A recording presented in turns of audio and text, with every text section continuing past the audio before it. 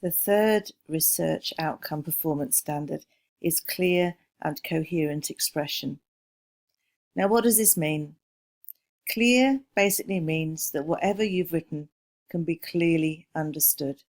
Sometimes you've been living with your research for a long time and you know what you're talking about, but somebody else reading it isn't quite clear.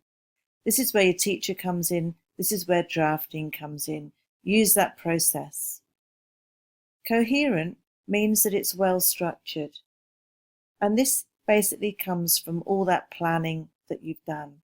Always, always plan, plan, plan.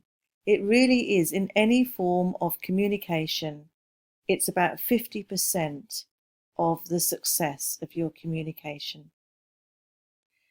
Here's a classic example of a good point that's just not very clear. Having a bigger tyre gives a lot more flexibility as to the variety of braking packages you can fit inside the wheel, which is apparent in the new brake disc specifications, with the discs going from 375mm on the front and 343mm on the rear to 395mm and 355mm respectively, which, although the cars no longer have a 20-litre tank of water on board spraying on the brakes to help keep them cool, the wear has been far less for similar punishment. No idea what's going on there. It's more difficult to show you an example of not very coherent, but here's just a few points. It's where paragraphing doesn't exist. Paragraphs exist for a reason.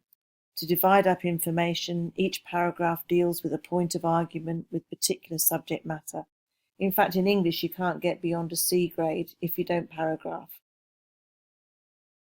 Paragraphing also helps with argument, the second point. So the paragraphs help logically build your argument. So if you don't have a flow of argument, you don't have coherency. So whatever information you've got, if it jumps all over the place, you haven't got coherency. Also, if there's repetition of various points, if you kind of return to a point, unless you're concluding, of course, to a point halfway through that you've mentioned at the beginning and then you're going to mention it again in the future, that again is jumping all over the place. That's repetition. And another point is when the outcome doesn't resemble what it's supposed to be. So sometimes you get magazine articles that sound like they're reports, or you get blogs that sound like essays, for example. So it's got to resemble what it's actually supposed to be. The good news is that you can all do well in this outcome. I mean, you're lucky you have been taught to read and write. But you don't have to write. If you don't like writing, you don't have to write your outcome. And that's one of the beauties of it.